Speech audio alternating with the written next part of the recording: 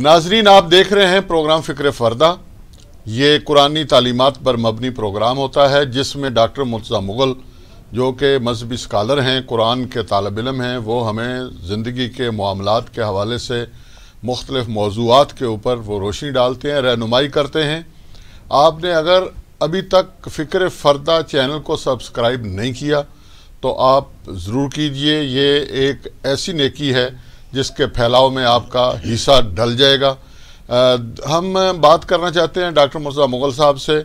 Doctor साहब, सिला रहमी जो है इसके अंदर बाज़ औक़ात बंदा कहता है कि लो जी, मुझे हुक्म दिया गया है कि आप अपने रिश्तेदारों की बात करें, अपने कबीले की बात करें, तो इस तरह जो है वो इंसानियत जुड़ने की बजाय तकसीम होकर तासुबात का शिकार हो जाए, तकब्बर का शिकार हो जाए, और ये भी तो एक खदशा रहता है। जी बिस्मिल्लाहिर्रहमानिर्रहीम, बिल्कुल ऐसा होता है। तासुब बेसिकली एक फितरी जज्बा है, एक दाइया है, अल्लाह ने हर इंसान के अंदर रखा है, और इंसान तो क्या जानवरों में भी ये दाइया होता है। इसको अगर आप ताकत बनाना चाहें तो आप ताकत बना सकते हैं। जैसे गुस्सा होता है, जैसे आप किसी को देख के मोटिवेट होते हैं, उसको आप दूसरे पहलू में जाए तो हसद भी हो जाएगा, बुग़्ज़ भी हो जाएगा।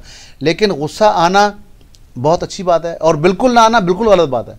हर मौके पे गुस्सा ना आना, मतलब कोई जगह है जहाँ नहीं आना चाहिए। वहाँ काज़िमीन अल-ग़ैज़ कहा कि गुस्से को पी जाने वाले, वल्लज़ीना इज़ा मा ग़ज़बू हुम यग़फ़िरून, जब गज़ब चढ़ जाए तो आप माफ़ करने वाले हों। लेकिन बाज़ औक़ात वो गुस्सा ज़रूरी है, उसकी मुख्तलिफ़ शक्लें हो सकती हैं। तो ये इसको ताकत बनाना चाहिए।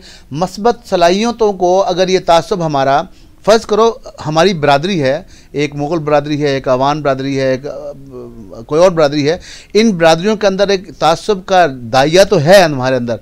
अगर इसको हम मस्बत तौर पर इस्तेमाल करते हैं, अपनी सलाहियतों को हम बढ़ाते हैं कि हम ज़्यादा खिदमत करेंगे, तो लाजिम है कि इससे हमारे उस सलाहियत से, फ़र्ज़ करें मैं ऐसा काम करना चाहता हूँ, कोई साइंटिफिक इजाद करता हूँ, मैं बल्ब बनाता हूँ और मैं दिखाता हूँ कि नहीं जी हम इनसे बेहतर हैं, हम इनसे बेहतर हैं, एज़ फार एज़ उसमें कोई मसला ना हो, तो हम इस चीज़ से, इस इजाद से, इस किसी नेकी के काम से हम बेसिकली अपने आप को भी फ़ायदा पहुँचाएँगे, अपने रिश्तेदारों को भी फ़ायदा पहुँचाएँगे, अपने इर्द गिर्द के माहौल को भी फ़ायदा पहुँचाएँगे, अपने माशरे को भी फ़ायदा पहुँचाएँगे, और अपनी कौम मिल्लत को भी इससे फ़ायदा पहुँचाते हुए इंसानियत को फ़ायदा पहुँचाएँगे। तो इस तरह का तासुब जिसमें आपको सेल्फ मोटिवेशन मिले, वो माहौल आपको मोटिवेट कर दे काम करने के लिए, तो मेरा ख़्याल है कि इसमें कोई मसला नहीं। जैसे मुग़लों के आबा व अजदाद बरसगीर में इक़्तिदार में आए तो वो ख़ुद तो थोड़े से थे, चंद लोग थे वो, लेकिन उन्होंने पूरे बरसगीर हिंदुस्तान को उन्होंने खिदमत की। यहाँ पे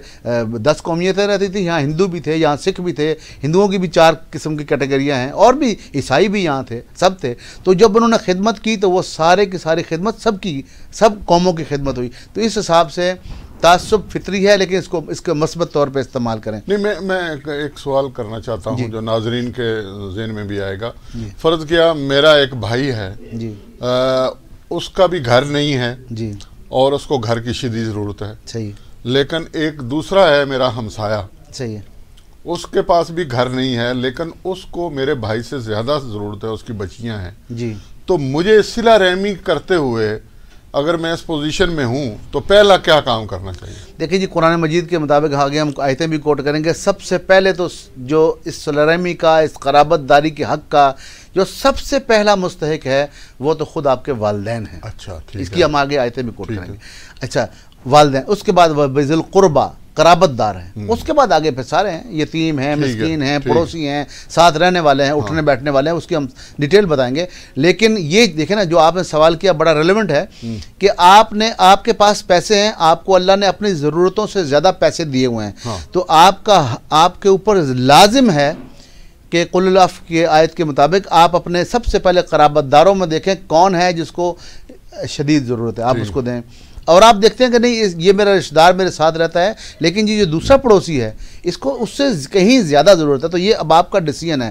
نیکی یہی ہے کہ قرابت دار کو دیں. 2 اجر ہوں گے، ایک صدقہ دینے کا اجر، ایک قرابت دار کو دینے کا اجر. اور یہی بات حضور پاک صلی اللہ علیہ وسلم نے جب ایک واعظ فرمایا خواتین کو، تو صحابیات تھیں، انہوں نے سنا اور اس پہ انفاق کی بات کی. تو وہ عورت اپنے گھر گئی اور اپنے میاں کو کہا، جو کہ شاید ان امپلائڈ تھا یا کاروبار نہیں تھا اس کا. تو اس نے کہا کہ عورت نے کہا کہ میں نے حضور کی باتیں سنی ہیں اور میں اب اللہ کی راہ میں خرچ کروں گی، یعنی کہ خیرات دوں گی یا زکوٰۃ دوں گی یا صدقہ دوں گی. تو میاں نے ہنستے ہوئے کہا کہ یہ اگر آپ مجھے دے دو، کیونکہ آپ تو کماتی ہو، میرے پاس نہیں ہے تو میں بھی حقدار ہوں. انہوں نے کہا نہیں ایسا کیسے، آپ تو میرے میاں ہو. تو انہوں نے کہا جاؤ رسول اللہ صلی اللہ علیہ وسلم سے پوچھ کے آؤ. تو وہ عورت حضور صلی اللہ علیہ وسلم کے پاس گئی یہ سوال لے کر، اور حضور کے دروازے پہ ایک اور عورت یہی سوال لے کر بیٹھی ہوئی تھی. تو ان دونوں نے جب بات کی تو انہوں کا سوال تو ایک ہے. تو نوک کیا گیا، بلال حبشی تشریف لائے. تو انہوں نے کہا کہ کیا سوال ہے؟ انہوں نے کہا جی میرا نام نہ لینا، مجھے شرم آتی ہے اس سوال کے کرنے سے، لیکن سوال میرا بھی یہی ہے، اس کا بھی یہی ہے، کیا ہم اپنے میاں کو دے سکتے ہیں؟ تو حضرت بلال اندر گئے اور حضور کو فرمایا کہ ایک عورت نے تو نام نہیں بتایا، نام بتانے سے منع فرمایا، اور ایک فلانی تھی. تو سوال یہ ہے. تو حضور نے الفاظ ادا کیے بڑے شاندار. آپ نے کہا کہ لہما اجرین، ان کے لیے 2 اجر ہیں، ایک اللہ کی راہ میں خرچ کرنے کا اور ایک اپنے قرابت دار کو دینے کا.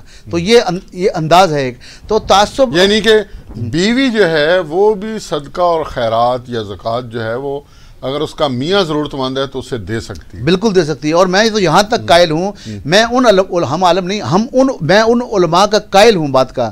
ٹھیک ہے جی، ایک طرف ایک اور زاویہ ہے دیکھنے کا چیزوں کو اور ایک طرف اور زاویہ ہے. تو میں اس زاویے کا قائل ہوں جو کہتے ہیں کہ اگر تمہارے بھائی اور بہن سگے اگر وہ بھی کسی موقع پر مالی طور پر گر گئے ہیں، ضرورت مند ہیں، آپ ان کو زکوٰۃ میں سے بھی رقم دے سکتے ہیں. اس میں کیا مسئلہ ہے؟ صرف کن کو زکوٰۃ نہیں مل سکتی؟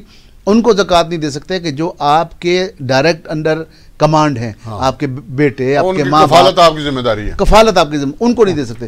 باقیوں کو آپ دے سکتے ہیں، بجائے اس کے کہ آپ اس بات کا انتظار کریں کہ وہ بالکل ان کا کھانا ہی خراب ہو جائے اور پھر آپ کو دیں. تو آپ پہلے سے رکھیں، ان کو اٹھائیں. قرآن کا حکم ہے فق رقبۃ و اطعام فی یوم ذی مسغبہ یتیما ذا مقربہ، اپنے قرابت دار. تو کیا بھائی قرابت دار نہیں ہیں؟ تو ان کو اس سے پہلے دیں. تو میں یہ عرض کر رہا تھا کہ تکبر کی بات چل رہی تھی. تو تکبر جو ہے وہ نہیں آنا چاہیے کہ ہم ایک جتھا بن جائیں کہ داد پوترے ہیں سارے مل کے لوگوں پہ زیادتی کریں. ایسا نہیں ہونا چاہیے. تعصب کی نیگیٹو شکل نہیں آنی چاہیے. اور حضور پہ قربان جائیں، آپ سے پوچھا گیا تکبر کیا ہے؟ آپ نے فرمایا بطر الحق وغمت الناس، کہ جب حق سامنے آ جائے تو نہ مانیں اور لوگوں کو حقیر جانیں. اگر آپ اپنے جتھے کی وجہ سے، جیسے پرانے نسلی تھی، اوس و خزرج تھا معاملے تھے، تو آپ اگر اپنے جتھے کو بڑا کر کے یا طاقتور ہیں آپ دوسروں پر ظلم کریں گے تو یہ اگین نیگیٹو بات ہو جائے گی. آپ کو اس جتھے کو بھی انسانیت کی فلاح کے لیے اس کے اندر جو ٹیلنٹ ہے، جو پوٹینشل ہے، وہ اس کو استعمال کریں. اور نسل اور خاندان اور قوم یہ اللہ کی فطری تقسیم ہے. جیسے اوس و خزرج کا میں نے نام لیا تو قریشی ہونے پر میرے رسول صلی اللہ علیہ وسلم بھی تو فخر کرتے تھے، ان کو تفاخر تھا.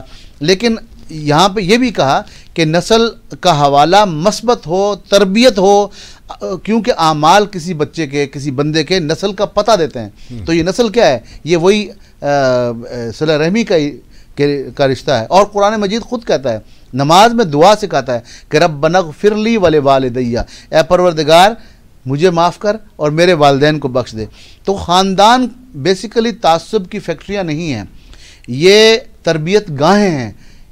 اور جب میں ایک خاندان سے منسلک ہوں تو میں جب بھی کوئی غلط حرکت کروں گا یا سوچوں گا تو میرے دل میں بات آئے گا کہ میں فلاں کا بیٹا ہوں، فلاں کا پوتا ہوں، فلاں کا پڑ پوتا ہوں، مجھ سے یہ ایکشن سرزد ہوگا تو میرے باپ دادا کی نسل خراب ہوگی، ان کے لیے بڑا غلط ہوگا، ان کے لیے لوگ غلط سوچیں گے، تو میں وہ کام نہیں کروں گا. اسی صورت میں ہم جرگہ بٹھاتے ہیں، خونی رشتے کا واسطہ دیتے ہیں اور کام حل کر لیتے ہیں. آج خاندان کی جگہ پارٹیوں نے لے لی ہے، پارٹی سربراہ ہوتے ہیں. خون کا ایک تعلق ہوتا تھا، لحاظ ہوتا تھا، پارٹی میں شاید وہ بھی اس طرح سے نہیں ہوتا.